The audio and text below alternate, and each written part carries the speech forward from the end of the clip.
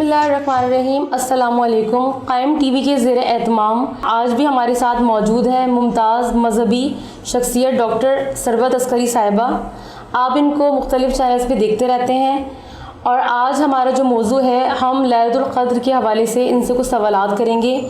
میرا پہلا سوال ان سے ہوگا کہ لیلۃ القدر کی اہمیت کیا ہے. السلام علیکم ڈاکٹر صاحبہ. وعلیکم السلام. ڈاکٹر صاحبہ لیلۃ القدر کی اہمیت کیا ہے؟ بسم اللہ الرحمن الرحیم. السلام علیکم. سب سے پہلے میں آج کی رات کے حوالے سے آپ کو، آپ کی پوری ٹیم کو اور قائم ٹی وی کے تمام ناظرین کو لیلۃ القدر کی مبارکباد دینا چاہتی ہوں، اس لیے کہ عالم اسلام کی جو بڑی راتیں ہیں، متبرک مقدس نورانی راتیں ہیں، ان میں سے ایک رات لیلۃ القدر بھی ہے. اور لیلۃ القدر وہ عظیم رات ہے کہ جس کے فضائل، جس کے برکات، فیوز و برکات بہت زیادہ ہیں. اور یہ اللہ رب الکریم کا احسان عظیم ہے ہم پر کہ اس نے ہمیں ایک مرتبہ پھر لیلۃ القدر کی فیوز و برکات سے ہمکنار کیا. پروردگار عالم مجھ کو، آپ کو، ہم سب کو، امت مسلمہ کو صحت اور زندگی عطا فرمائے. اور بالخصوص اس وقت جو تمام عالم انسانیت میں، صرف امت مسلمہ کی بات نہیں کروں گی، جس قسم کے حالات کا شکار ہے اور جس طریقے سے یہ وبائی امراض کا شکار ہے، تو ہم دعا کریں گے کہ پروردگار عالم آج کی اس بڑی رات کے صدقے میں، اس متبرک رات کے صدقے میں ان تمام مسائل کا، ان تمام پریشانیوں کا، ان تمام وبائی امراض کا خاتمہ ہو جائے، تاکہ ہم اللہ تعالیٰ کی دل کھول کر عبادت کر سکیں. یہ اس رب کریم کا لطف و کرم ہے، اس کا احسان عظیم ہے کہ اس نے ہمیں ایک مرتبہ پھر لیلۃ القدر جیسی عظیم نعمت عطا فرمائی. پروردگار عالم قرآن مجید میں، پروردگار عالم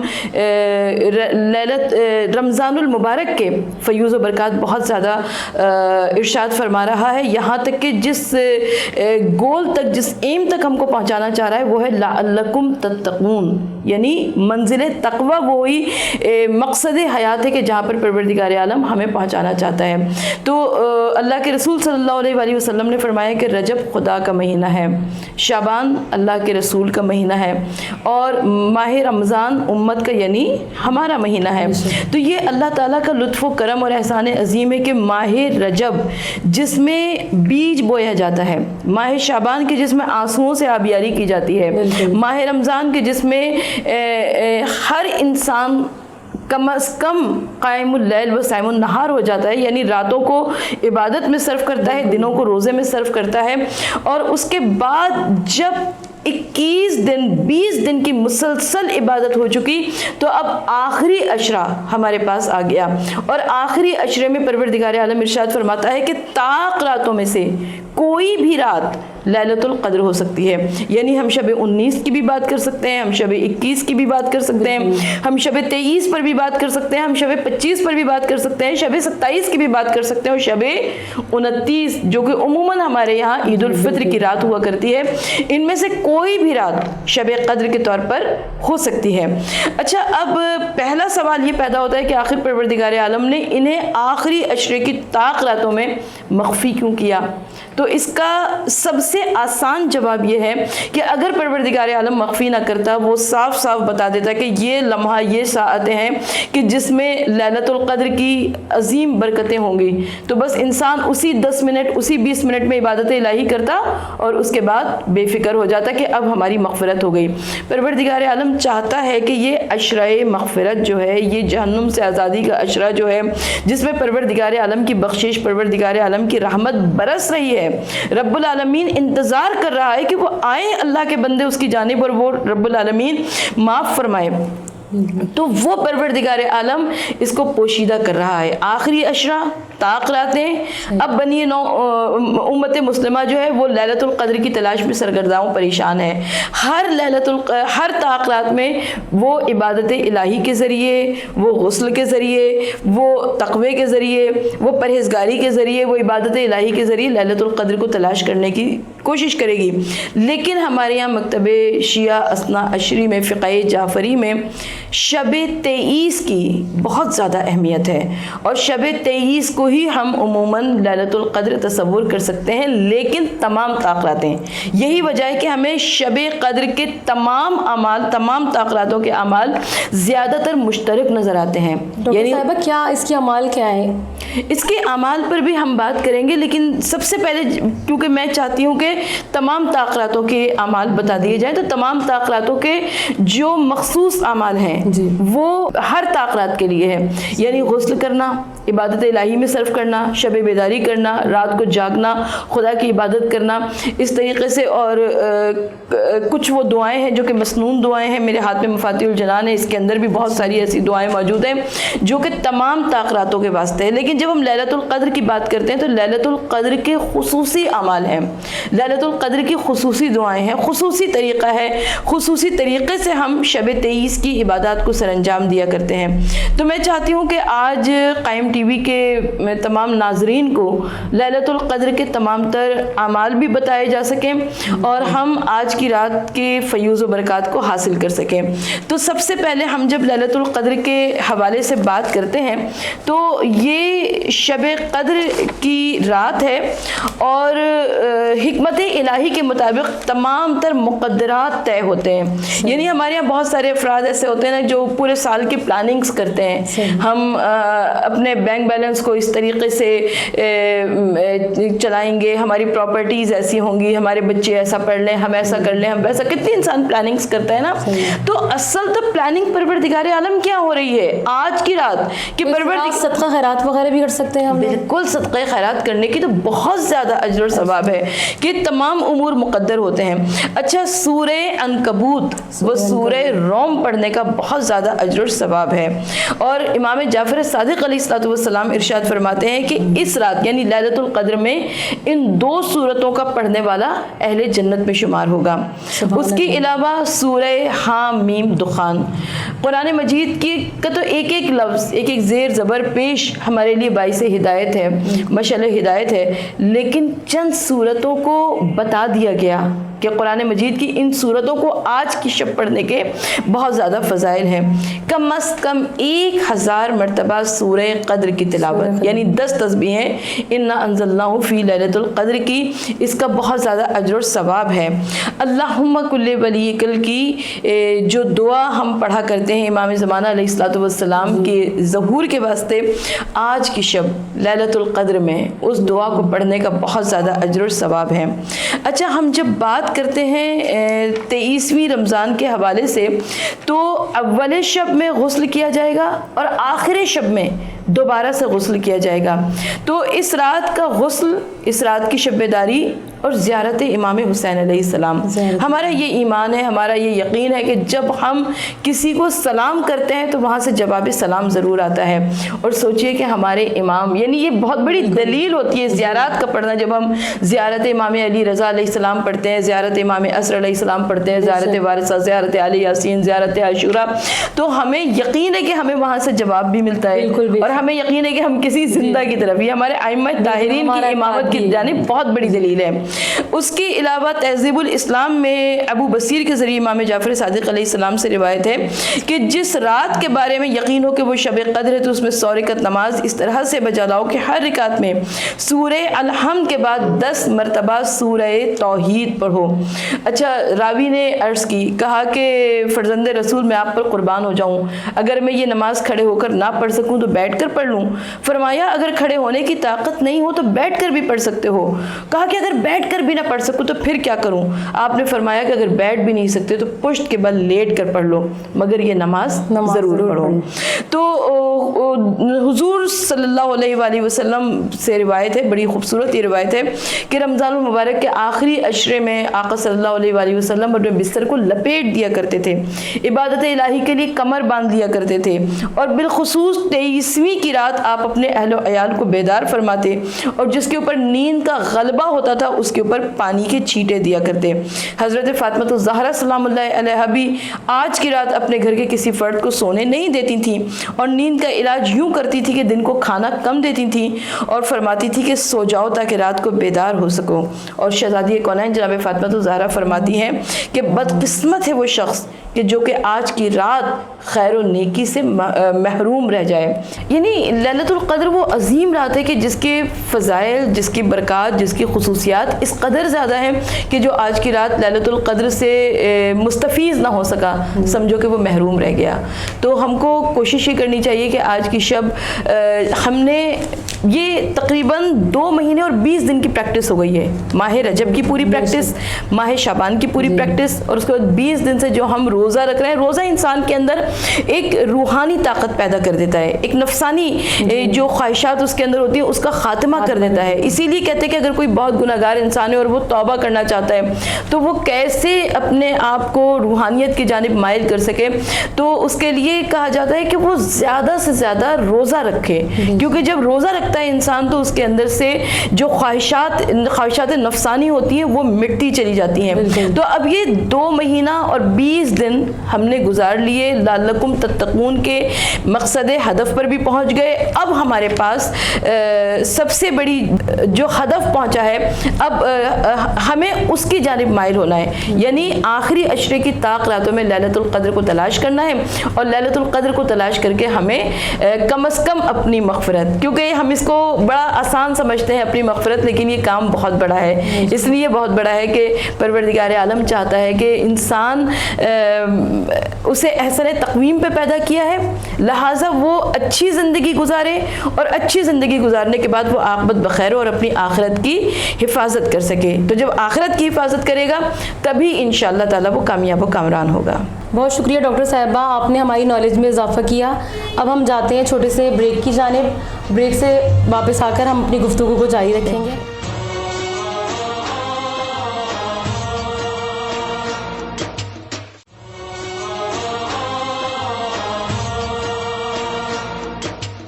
خوش آمدید. بریک سے پہلے جو ہماری گفتگو چل رہی تھی ہم اس کی جانب دوبارہ واپس آتے ہیں. محترمہ ڈاکٹر ثروت عسکری صاحبہ ہمارے ساتھ موجود ہیں. ڈاکٹر صاحبہ، آج کی رات کی دعائیں بتائیں کہ ہمیں کون سی دعائیں پڑھنی چاہیے ہمیں؟ دیکھیں، لیلۃ القدر کی برکت اور رحمت تو بہت زیادہ ہے، اور مغفرت پروردگار عالم بھی سایہ فگن ہے. اور انشاءاللہ تعالیٰ آج کی شب جو بھی جاگے گا، جو بھی عبادت الہی میں صرف کرے گا، پروردگار عالم اس کی عبادتوں کو بھی قبول فرمائے گا، اس کی دعاؤں کو بھی قبول فرمائے گا، اس کی مناجات کو بھی قبول فرمائے گا. تو بہت ساری ہمارے پاس مسنون دعائیں ہیں جو کہ ہمیں مفاتیح میں بھی ملتی ہیں، دعاؤں کی کتابوں میں بھی مذکور ہیں، کہ جس کو ہم آج کی شب یعنی لیلۃ القدر میں پڑھیں تو انشاءاللہ تعالیٰ پروردگار عالم کی ہم تمام تر مغفرت کو، بخشش کو، رحمت اور برکت کو حاصل کر سکیں گے. لیکن میں 2 دعاؤں کا بطور خاص تذکرہ کرنا چاہتی ہوں جن کے متعلق ہمیں روایات میں ملتا ہے. روایات میں علامہ مجلسی کا ارشاد ہے کہ جہاں تک ممکن ہو سکے کہ اس رات تلاوت قرآن کرو اور صحیفہ کاملہ کی دعائیں، اور بالخصوص دعائے مکارم اخلاق اور دعائے توبہ پڑھی جائے. یعنی 2 دعائیں، دعائے مکارم اخلاق کا ذکر آیا اور دعائے توبہ کا ذکر آیا. جب ہم دعائے مکارم اخلاق اور دعائے توبہ کا ذکر کرتے ہیں تو کیونکہ امام جعفر صادق علیہ السلام سے بھی مروی کئی روایات ہیں آج کی رات کے حوالے سے. روایات یہ کہتی ہیں کہ امام جعفر صادق علیہ السلام شدید علیل تھے. سب کو معلوم ہے کہ 15 شوال 148 ہجری کو امام جعفر صادق علیہ السلام کی شہادت ہوئی. تو یہ جو رمضان کا آخری عشرہ ہے اس میں امام جعفر صادق علیہ السلام یقیناً شدید علیل رہے ہوں گے، اور یہ روایت بھی یقیناً شاید ان کی زندگی کے آخری سال سے متعلق ہے کہ امام جعفر صادق علیہ السلام شدید علیل تھے. اتنے زیادہ علیل تھے کہ وہ مسجد تک نہیں جا سکتے تھے. لیکن چھٹے امام معصوم علیہ السلام نے اپنے بیٹوں کو یعنی اپنے فرزندوں کو اور اپنے غلاموں کو حکم دیا کہ مجھے سہارا دو، مجھے اٹھاؤ اور لے کر مسجد کی جانب چلو تاکہ میں آج کی رات عبادت الہی میں گزار سکوں. تو اس سے بڑھ کر ہمارے پاس اور کون سی سند مل سکتی ہے کہ جب وہ امام معصوم شیعہ اثنا عشری جن کے نام سے منسوب ہے یعنی فقہ جعفری، جب وہ امام اتنی شدید علالت میں بھی آج کی رات کو عبادت الہی میں گزار سکتے ہیں تو کیسے یہ ممکن ہے کہ آج کی رات ہم جیسے افراد کی جن کا کوئی جن کی ایسی کوئی قدر قدر و قیمت نہیں ہے، لیکن اس کے باوجود ہم آج کی شب باتوں میں گزار دیں، ادھر ادھر کے کاموں میں گزار دیں اور اسے عبادت الہی میں نہ گزار سکیں۔ دعائے مکارم اخلاق، اس دعا کی بڑی اہمیت ہے، اس لیے کہ سب سے پہلے جب ہم اخلاق پہ بات کرتے ہیں تب پھر میں دوبارہ آپ کو جو سند دینا چاہوں گی وہ امام جعفر صادق علیہ السلام کی ہے۔ کسی نے چھٹے امام معصوم علیہ السلام سے پوچھا، کہا کہ فرزند رسول ارشاد فرمائیے کہ ہمارے یہاں بہت سارے لوگ ایسے ہوتے ہیں کہ جو بڑے اچھے نظر آتے ہیں، یعنی متقی نظر آتے ہیں، پرہیزگار نظر آتے ہیں، مگر اس کے باوجود وہ جب گناہ سامنے آتا ہے تو سرنڈر کر جاتے ہیں۔ اب یہ تو مسئلہ دیکھیں ہمارا آج کل کا مسئلہ نہیں ہے، بالکل یہ تو پریزنٹ کا مسئلہ ہے نا، کہ ہم دیکھتے ہیں کہ لوگ نمازیں بھی پڑھ رہے ہیں، لوگ روزے بھی رکھ رہے ہیں، لوگ عبادت الہی بھی کر رہے ہیں، لیکن جیسے ہی گناہ سامنے آتا ہے تو وہ گناہ کے سامنے سرنڈر کر جاتے ہیں، وہ فائٹ نہیں کر پاتے ہیں۔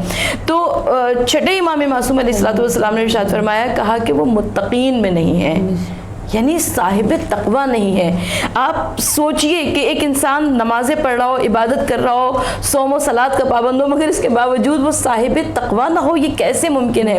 تو صاحب تقوی کی، کیونکہ جو رمضان کا ہدف ہمیں 30 دن کا اپنے ساتھ لے کر چلنا ہے وہ ہے لعلکم تتقون، اپنے آپ کو اس گول تک، اس ایم تک پہنچانا ہے جو کہ تقوی ہے۔ تو اب تقوی کو کسی نے پوچھا امام جعفر صادق علیہ السلام سے کہ مولا یہ کیسے ممکن ہے کہ انسان پرہیزگار ہو، صوم و صلات کا پابند ہو، عادی ہو نماز کو، لیکن اس کے باوجود وہ صاحب تقوی نہ ہو، وہ متقی نہ ہو؟ تو چھٹے امام معصوم علیہ السلام نے ارشاد فرمایا، کہا کہ وہ اخلاق حسنہ سے آراستہ نہیں ہے۔